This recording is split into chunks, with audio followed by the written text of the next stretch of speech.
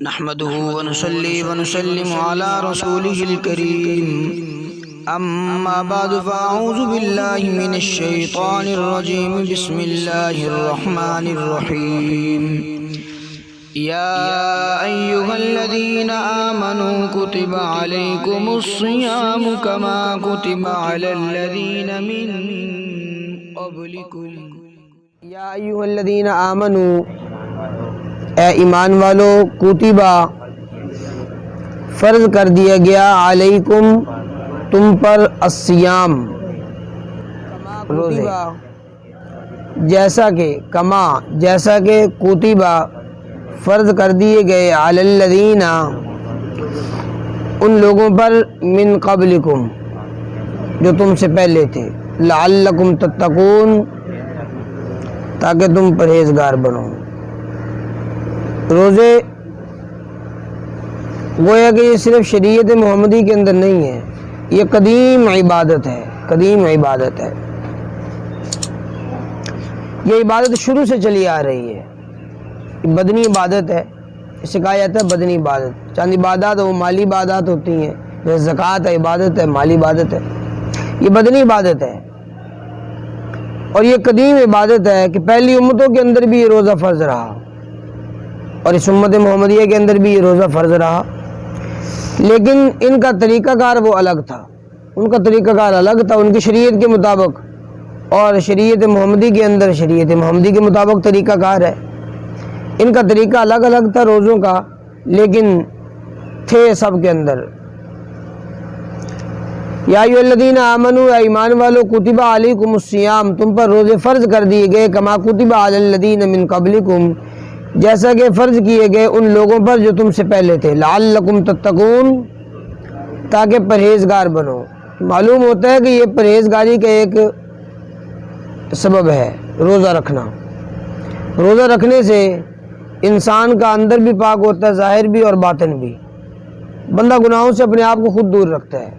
جب روزہ رکھ لیتا ہے تو اسے حیا ہوتی ہے اس بات کی، جب بھی کوئی گناہ کرتا ہے تو اس کا روزہ اسے پکڑ کر جھنجھوڑتا ہے کہ تیرا روزہ ہے۔ تو یہی وجہ ہے کہ روزہ دار بہت سارے گناہوں سے بچ جاتا ہے۔ اگر کہیں اسے کوئی فلم دکھائی جائے تو وہ فوراً کہے گا بھائی میرا روزہ ہے۔ اگر اس سے کوئی گانا سنوایا جائے تو وہ کہے گا فوراً بھائی میرا روزہ ہے۔ اگر اسے کوئی گالی دے یا اسے گالی نکالنے کا موقع ملے تو فوراً وہ رک جائے گا، صرف یہی سوچ کر کہ میرا روزہ ہے، کیونکہ روزہ بہت سارے گناہوں سے انسان کو بچا لیتا ہے۔ اس لیے فرمایا کہ روزہ ایک ڈھال ہے، لعلکم تتقون تاکہ تم پرہیزگار بنو۔ ایک مہینے کے یہ روزے فرض ہیں، ایک مہینے کے 2 ہجری کے اندر یہ روزے فرض ہوئے تھے 10 شوال المکرم کو۔ ایام معدودات فرمایا چند دن ہے، ایام دن، معدودات چند، یہ چند گنتی کے دن ہیں۔ یہ روزے کتنے ہیں؟ 30 روزے۔ حدیث پاک میں آتا ہے آقا کریم علیہ الصلوۃ والسلام نے ارشاد فرمایا کہ تم 29 روزوں کو پورا کرو، لیکن فرمایا کہ اگر 29 روزوں کو چاند نظر نہ آئے تو پھر 30 روزوں کو پورا کرو۔ یہی وجہ ہے کہ بعض مرتبہ 29 روزے ہوتے ہیں اور بعض مرتبہ 30 روزے ہوتے ہیں۔ چاند نظر آ جائے تو 29، اگر چاند نظر نہ آئے تو پھر 30 روزے۔ ایام معدودات، یہی 29 دن، یہ چند دن ہیں، ایام معدودات۔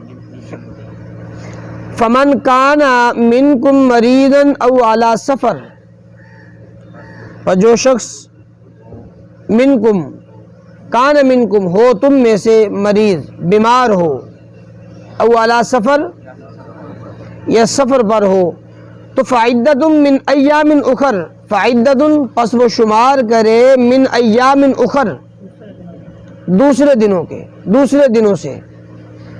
یعنی اگر کوئی شخص مریض ہو جائے یا مسافر ہو، سفر پر گیا ہو، تو اس کے لیے اللہ کریم نے ایک رعایت رکھی ہے۔ روزے کے دنوں کے اندر، رمضان المبارک کے اندر کوئی بندہ بیمار ہو گیا، اور بیماری یہ نہیں کہ بالکل معمولی سی بیماری ہو، یہ انگلی پر تھوڑی سی چوٹ لگے، سر میں تھوڑی سی تکلیف ہو گئی، بس نہیں، یہ بیماری مراد نہیں ہے۔ وہ بیماری کہ روزہ رکھیں تو ہماری جان جانے کا خطرہ ہو، سمجھ آئی؟ وہ بیماری مراد ہے۔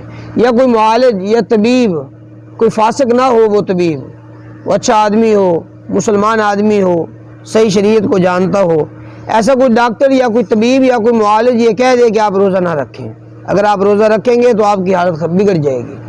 ہاں اگر ایسا کوئی معالج کہہ دے تو پھر بھی اجازت ہے، یا خود پتہ ہو کہ اگر میں روزہ رکھ لوں گا تو میری حالت بہت غیر ہو جائے گی، تو اسے بھی چاہیے کہ وہ روزہ نہ رکھے۔ تو یہ رخصت دی اللہ کریم نے، کوئی مریض ہو یا سفر پر ہو، سفر شرعی سفر مراد ہے، یہ نہیں کہ 2-4 کلومیٹر کے سفر پر جائیں تو روزہ چھوڑ دیں، نہیں۔ بعض لوگ تو روزہ چھوڑ دیتے ہیں کہ جناب آج ہم نے سفر پر جانا ہے افطاری کرنے کے لیے، سفر پر جانا ہے افطاری کرنے کے لیے تو روزہ چھوڑ دیتے ہیں۔ جانا کس کے لیے؟ افطاری کے لیے، سفر ہے تھوڑا سا روزہ چھوڑ دیا، یہ سفر مراد نہیں ہے بھائی، سفر شرعی سفر مراد ہے، اس سے جس سے بندہ مسافر ہو جاتا ہے۔ اگر مسافر ہو یا مریض ہو تو فعدۃ من ایام اخر، فعدۃ پس وہ شمار کرے ان روزوں کو من ایام اخر، دوسرے دنوں کے اندر، رمضان المبارک کے علاوہ باقی دنوں کے اندر وہ روزہ رکھ سکتا ہے۔ اور چند دن وہ بھی ہیں کہ جن کے اندر روزہ رکھنا جائز نہیں ہے، حرام ہے۔ وہ کتنے دن ہیں؟ ایک تو ہے عید الفطر کا دن، نمبر 1، نمبر 2 عید الاضحیٰ کا دن، نمبر 3 یہی ذی الحجہ کی 11ویں تاریخ، پھر 12ویں تاریخ، پھر 13ویں تاریخ، گویا کہ 10 11 12 13 ذی الحجہ یہ، اور عید الفطر کا دن، ان دنوں کے اندر روزہ نہیں رکھا جا سکتا بھائی۔ وَعَلَى الَّذِينَ يُطِيقُونَهُ، یہ تو پیچھے اس آیت کے اندر بیان فرما دیا، جو مریض ہو یا سفر پر ہو تو وہ روزہ چھوڑ سکتا ہے، اس کو اجازت ہے۔ فَعِدَّةٌ مِّنْ أَيَّامٍ أُخَرَ، دوسرے دنوں کے اندر وہ روزوں کو شمار کرے، دوسرے دنوں کے اندر روزہ رکھ لے۔ وَعَلَى الَّذِينَ، اور ان لوگوں پر يُطِيقُونَهُ، جو طاقت رکھتے ہوں اس کی، جو طاقت رکھتے ہوں روزہ رکھنے کی، تو فدیۃ، وہ فدیہ دے دیں، طعام مسکین، مسکین کو کھانا کھلا کر، فدیہ دے مسکین کو کھانا کھلا کر۔ یہ تھا حکم ابتدائی اسلام کے اندر، چونکہ عرب لوگ وہ روزہ رکھنے کے عادی نہیں تھے، روزے ابھی نئے نئے فرض ہوئے تھے، اب تخفیف تھی ان کے لیے، آسانی تھی، روزہ رکھیں، اگر روزہ نہیں رکھ سکتے تو پھر مسکین کو کھانا کھلا دے۔ اگر آپ کی طبیعت نہیں ہے روزہ رکھنے کی، دل نہیں کرتا روزہ رکھنے کو، تو فدیۃ طعام مسکین، مسکین کو کھانا کھلا دے، یہی اس روزے کا فدیہ ہے۔ لیکن یہ حکم تھا ابتدائی اسلام کے اندر، بعد میں اگلی آیت مبارکہ کے اندر آپ حضرات ایک جملہ پڑھیں گے، ایک آیت پڑھیں گے، تو اس کی وجہ سے یہ حکم پھر بعد میں منسوخ ہو گیا تھا، یہ تھا شروع کے اندر، لیکن اب یہ حکم نہیں ہے۔ وَعَلَى الَّذِينَ، اور ان لوگوں پر يُطِيقُونَهُ، جو طاقت رکھتے ہیں اس روزہ رکھنے کی، تو فدیۃ طعام مسکین، مسکین کو کھانا کھلا کر فدیہ ادا کرے۔ فَمَن تَطَوَّعَ، پر جو شخص خوشی سے خیرن، کوئی نیکی کا کام کرے، بھلائی کا کام کرے، فَهُوَ خَيْرٌ لَهُ، تو وہ بہتر ہے اس کے لیے۔ یعنی اگر فدیہ ایک مسکین کو کھانا کھلانا یہ فدیہ ہے تو 2 مسکینوں کو کھانا کھلا دے، 4 مسکینوں کو کھانا کھلا دے خوشی کے ساتھ، تو یہ اس کے لیے نیکی ہے۔ وَأَن تَصُومُوا، اور اگر تم روزہ رکھو، خَيْرٌ لَكُمْ، یہ بہتر ہے تمہارے لیے۔ رخصت کے دنوں کے اندر، بندہ بیمار ہے ان دنوں کے اندر رخصت ہے روزہ نہ رکھے، اگر مسافر ہے اس دنوں کے اندر رخصت ہے کہ وہ روزہ نہ رکھے۔ لیکن اگر کوئی شخص بیماری کی حالت کے اندر بھی یا سفر کی حالت کے اندر بھی اسے آسانی ہو تو وہ روزہ رکھ لے، تو فرمایا یہ بہتر ہے تمہارے لیے، ان کنتم تعلمون، اگر تم جانتے ہو۔ شہر رمضان الذی انزل فیہ القرآن، رمضان کا مہینہ الذی وہ ہے کہ انزل نازل کیا گیا فیہ اس میں القرآن، قرآن، لیکن ہم نے تو پڑھا ہے قرآن پاک 23 سال میں نازل ہوا ہے، لیکن اللہ کریم نے ارشاد فرمایا کہ رمضان کے مہینے میں نازل ہوا ہے۔ رمضان کا مہینہ 23 سال کا ہوتا ہے؟ نہیں۔ وجہ یہ ہے کہ شب قدر کو رب العالمین نے لوح محفوظ سے آسمان دنیا پر پورا قرآن نازل فرما دیا تھا، پھر آسمان دنیا سے آقا کریم علیہ الصلوۃ والسلام کی ذات اقدس پر آہستہ آہستہ تدریجاً 23 سال کے اندر یہ قرآن پاک مکمل ہوا ہے۔ سمجھ آ گئی؟ لوح محفوظ سے آسمان دنیا تک یہ شب قدر کو نازل ہو گیا تھا، یہ مراد ہے۔ شہر رمضان، رمضان کا مہینہ الذی وہ ہے کہ انزل فیہ القرآن، نازل کیا گیا اس کے اندر قرآن۔ اچھا، پھر اس کی 3 صفتیں بیان کی گئی، 3 صفات ہیں۔ نمبر 1 ھدی للناس، یہ ہدایت ہے لوگوں کے لیے، یہ قرآن پاک ہدایت ہے لوگوں کے لیے۔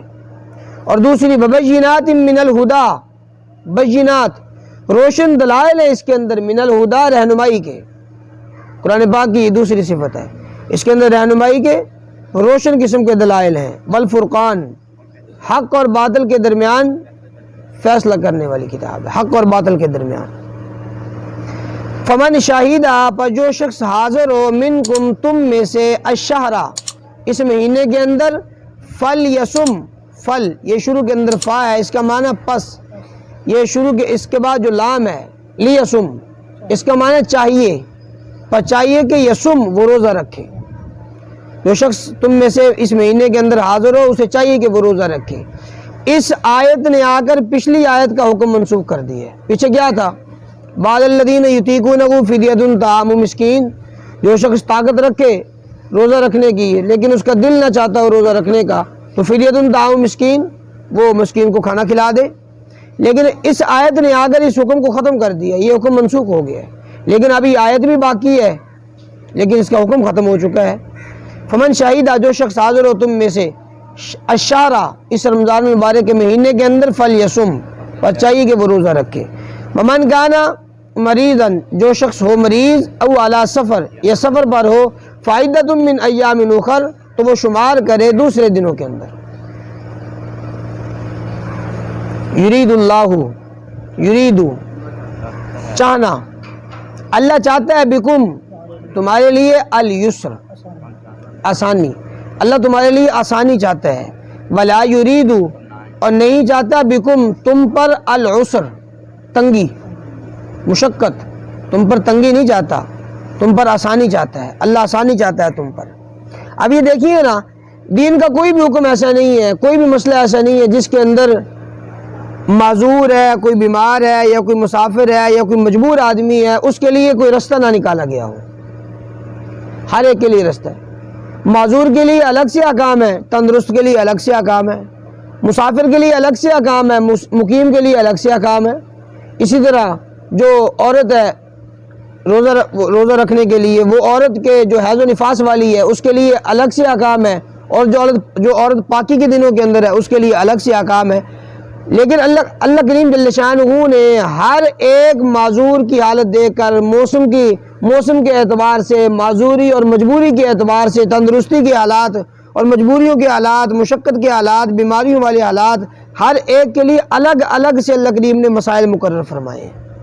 یہی وجہ ہے کہ معذور نماز پڑھ سکتا ہے، بیٹھ کے بھی پڑھ سکتا ہے، کرسی پر بھی بیٹھ سکتا ہے، تندرست آدمی کے لیے جائز نہیں ہے، اس کی نماز بھی نہیں ہوگی۔ اللہ کریم نے فرمایا یرید اللہ، اللہ چاہتا ہے، بکم تم پر، الیسر آسانی، تمہارے لیے آسانیاں چاہتا ہے، ولا یرید بکم العسر اور نہیں چاہتا تم پر تنگی، مشقت نہیں چاہتا، تم پر تنگی نہیں چاہتا، ولتکملوا العدہ اور تاکہ تکملو تم مکمل کرو، العدہ اس عدت کو، اس روزے والی عدت کو تم پورا کرو۔ رمضان المبارک کے اندر میسر ہو تو رمضان المبارک کے اندر اس عدت کو پورا کرو۔ اگر کسی مجبوری کی وجہ سے یہ رہ چکے ہوں آپ کے روزے، بیماری کی وجہ سے یا سفر کی وجہ سے، تو تکمل العدۃ تو اس عدت کو تم نے پورا کرنا ہے دوسرے دنوں کے اندر۔ اچھا پھر یہ بھی بات نہیں ہے کہ ہمارے گرمیوں کے دنوں کے اندر روزے رہ گئے جو 16 گھنٹے کا روزہ ہوتا ہے، اب ہم نے باقی دنوں کے اندر وہی روزہ رکھنا ہے، اسی دن کا روزہ رکھنا ہے کہ جو 16 گھنٹے کا روزہ ہو، 16 گھنٹے کا دن ہو، نہیں، یہ بھی نہیں ہے۔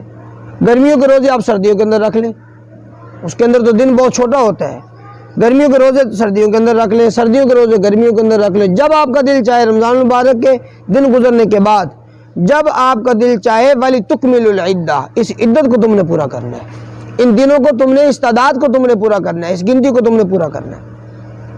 وَلِتُكَبِّرُوا اللَّهَ اور تم تکبر اللہ، اللہ کی بڑائی بیان کرو، عَلَى مَا هَدَاكُمْ عَلَى مَا اس بات پر، ہداکم کہ ہدایت دی اللہ نے تمہیں، اللہ نے تمہیں ہدایت دی، اس بات پر تم اللہ کی کبریائی بیان کرو، اللہ کی تکبیر بیان کرو، بڑائی بولو، وَلَعَلَّكُمْ تَشْكُرُونَ تاکہ تم شکر گزار بنو، شکر گزاری والی تمہارے اندر یہ عادت آ جائے۔ اس لیے اللہ کریم نے ہر ایک کے اعتبار سے، مقیم کے اعتبار سے، مسافر کے اعتبار سے، اسی طرح بیمار کے اعتبار سے، وہ تندرستی کے اعتبار سے، موسم کے اعتبار سے، ہر اعتبار سے اللہ کریم نے الگ الگ سے مسائل مقرر فرما دی ہیں، اس کے اندر آسانیاں پیدا کر دی ہیں، تمہارے لیے تنگی اور مشقت والی بات نہیں رکھی۔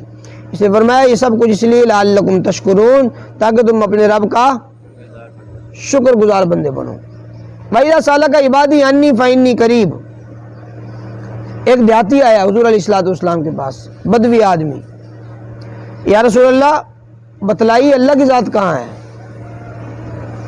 اللہ کی ذات ہمارے قریب ہے یہ ہم سے دور ہے؟ بتلائیے، اگر ہمارے قریب ہے تو ہم آہستہ آواز کے اندر دعا کریں، اگر ہم سے دور ہے تو پھر ہم چیخ چیخ کر زور زور سے دعائیں کریں کہ ہماری آواز اللہ تک پہنچ جائے۔ آقا کریم علیہ السلام کی بارگاہ میں جب یہ شخص آیا، یہ دیہاتی آدمی، اس نے آ کر یہ سوال کیا تو اللہ کریم جل شانہ نے اس آیت مبارکہ نزول فرمایا۔ ارشاد فرمایا کہ وَإِذَا، اور جب سَأَلَ سوال کریں، کا آپ سے، اے محبوب جب آپ سے سوال کریں، عبادی میرے بندے، عنی میرے متعلق، تو فإنی قریب، پس بے شک میں قریب ہوں۔ آپ یہ ارشاد فرمائیے کہ اللہ کی ذات قریب ہے، اور حدیث پاک میں آتا ہے کہ رب العالمین کی ذات ہماری شارک سے بھی قریب ہے۔ اس کا معنی یہ ہے کہ اللہ کی ذات ہماری شارک سے بھی قریب ہے کہ رب العالمین کے لیے کوئی جسم ثابت نہیں کیا جا سکتا۔ اگر اللہ کے لیے جسم ثابت کر دیں تو پھر تو اللہ ہمیں نظر بھی آئے، ہمارے ساتھ ساتھ ہو، ہمیں نظر آئے، یہ اللہ کی ذات ہے، یہ جسم ہے اللہ کا۔ اللہ کریم جل شانہ کی ذات اقدس جسم سے پاک ہے، تو اس لیے ہمارے بالکل قریب ہے اللہ کی ذات، ہمارے قریب ہے۔ تو معلوم ہوا کہ اللہ کریم جل شانہ کے لیے جسم کو ثابت نہیں کیا جا سکتا، جسم سے پاک اللہ کریم کی ذات۔ وَإِذَا سَأَلَكَ، ارشاد فرمایا کہ جب اے محبوب جب سوال کریں آپ سے میرے بندے، عنی میرے متعلق، تو آپ یہ فرمائیے فإنی قریب، میں قریب ہوں، میں تمہارے قریب ہوں۔ اجیب، قبول کرتا ہوں، دعوت الداعی، دعا کرنے والے کی دعا کو، پکارنے والے کی پکار کو میں قبول کرتا ہوں، اذا دعان، جب وہ پکاریں، جب وہ پکارے میں ان کی دعا کو سنتا ہوں، چاہے آہستہ آواز کے اندر کوئی پکارے، چاہے بلند آواز کے اندر کوئی پکارے۔ فَلْيَسْتَجِيبُوا لِي وَلْيُؤْمِنُوا بِي، فَلْيَسْتَجِيبُوا لِي، پس چاہیے کہ وہ حکم مانے، لی میرا، انہیں چاہیے کہ وہ میرا حکم مانے، علی کھڑا ہو جا، وہ میرا حکم مانے، وَلْيُؤْمِنُوا بِي، اور چاہیے کہ وہ ایمان لے کر آئیں مجھ پر وہ ایمان رکھیں، لَعَلَّهُمْ يَرْشُدُونَ، تاکہ وہ یرشدون کا معنی کیا ہے؟ ہاں تو کھڑا ہو جائے، وَلَعَلَّهُمْ يَرْشُدُونَ، تاکہ وہ رہنمائی پا جائیں، ہدایت پا جائیں، یرشدون ہدایت پا جائیں۔ تو فرمایا کہ اللہ کریم جل شانہ نے ارشاد فرمایا کہ میں اپنے بندوں کے قریب ہوں، میں اپنے بندوں کے قریب ہوں۔ جب بھی کوئی دعا کرے آہستہ آواز کے اندر کرے، بلند آواز کے اندر کرے، دل کے اندر اللہ کو پکارے، اللہ ہر ایک کی بات کو سنتے ہیں۔ ان اللہ علیم بذات الصدور، دلوں کے بھیدوں کو بھی جانتے ہیں، دلوں کے اندر ہمارے کیا خیالات ہیں وہ اس کو بھی جاننے والی ذات ہے۔ فرمایا کہ اجیب دعوت الداع اذا دعان، قبول کرتا ہوں دعا کرنے والے کی دعا کو، اذا دعان، جب وہ دعا کرے، جب وہ پکارے، تو فلیستجیبوا لی، پر چاہیے کہ وہ حکم مانے میرا، ولیؤمنوا بی، وہ مجھ پر ایمان رکھے، لعلہم یرشدون، تاکہ وہ ہدایت پا جائے۔